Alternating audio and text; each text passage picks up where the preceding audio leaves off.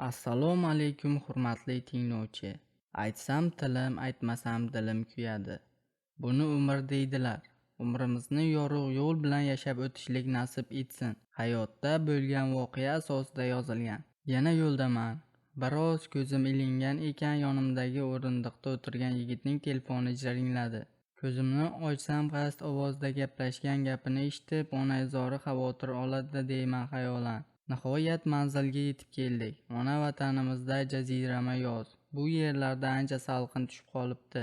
Opa, telefon raqamingizni bering, mana tanishib qoldik. Musofir joyda vaqtingiz bo'lsa telefonlashib turaylik deydi.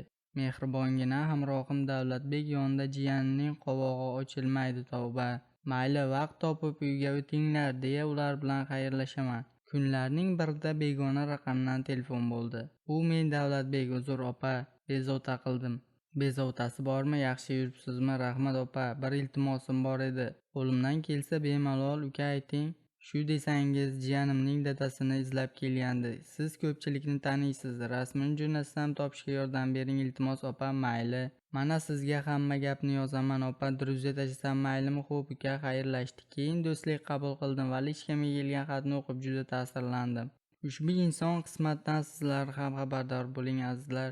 Adham bilan diliy sinfdosh edilar. Keyin sevib-sevilib turmush qurdilar. Ikki o'g'ilni ota-onasi bo'lishdi. Adham el qatori Rossiyaga qatnay boshlandi. Oldinda uy sotib olishdek niyati bor. Adhamning onasi go'dakligida o'tib ketgan, otasi boshqa oila qurib, yana 3 ta bolasi bor. Ulardan ortib o'g'liga uy olib bera olmas edi. Adham xotini bolalarini ijara uyga qo'yib Rossiyaga ketdi. Xolasining uyi yaqin bo'lgani sabab ko'ngli xotirjam edi. Nihoyat uy ham sotib olishdi.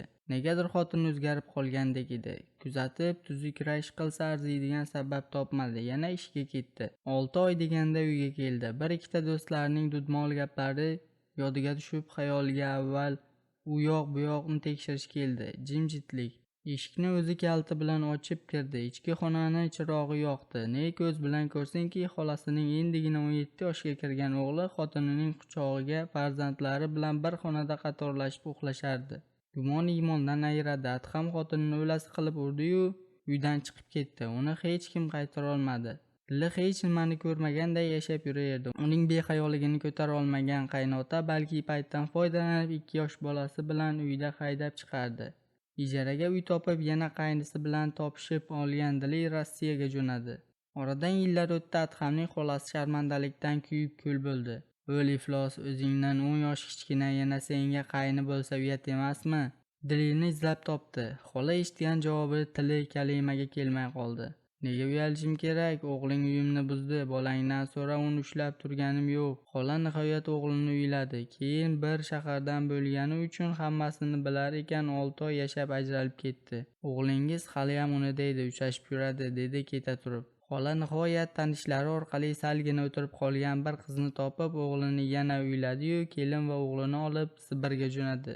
Yomondan yo qochib qutulasan yo o'lib. Lilixon bu alamlari chidolmay san'at yo'lini tanladi. To'ylarda avvaliga boshlovchi, orasida kuylovchi bo'lib tanila boshladi. To'g'ri, bir ajoyib ovozi bor. 2 farzandini usti butun, qorni to'q, o'ziga boshpana ham sotib oldi. Mana oradan yillar o'tib o'g'illarining kattasi 26 yoshga kirib qoldi. Endi shu ukamiz dadasini necha yilki izlaydi, topdim deganida izini yo'qotib qo'yadi. Otamni topmasam uylanmayman deydi. Etni tirnoqdan ayirib bo'lmas ekan opa. Yanga bilan shu jiyanlar hurmatiga salom alik qilamiz. Men kichik xolasini o'g'liman. Katta xolamiz Irkutda, o'g'li bola chaqali bo'lib ketdi. Bu jiyanning onasi Dili ham 46 yoshda to'ylarda kuylab yuribdi. Hozir endi mani onam u ishlarni hech kim tarafini olmagan gunoh bo'ladi, gapirmanglar deydilar. Ukamiz jo'natgan rasmda nihoyatda kelishgan alp-qomat bir yigit kulib turibdi. Endi qayerdan izlasak ekan? Tug'ilgan yillari 1973, yashash doirasi Moskva viloyati. Kunlar o'tib Adhamning daraga chiqdi. Uylangan, 3 farzandi bor ekan. Nasib qilsa biror kun ishxonangizga boraman, sizlarga 2 kunlik yo'l bizdan deya yozibdi. Adham farzandingiz sizni kutmoqda, borib to'yimga bosh bo'ling. Nasiba tortsa boraman. Bu sizning farzandingiz oldidagi burchingiz axir. Adham oxir xo'rsindi. Men ko'p burchimni bajarmadim. Otam o'tdi, bormadim. ulardan uyni tortib oldi, 2 go'dakni o'ylamadi deb uydan bu yerlarni tuprog'i endi menga harom deb chiqib ketganman. Xayriyat qo'limni qonga botirmadim. 2 bolamga imkon topganimga yordam berib turdim. Kichik xolam orqali minnat qilmayman. Qanday boraman, azob bilan olgan uyimni o'gay ukam oilasi bilan yashar ekan.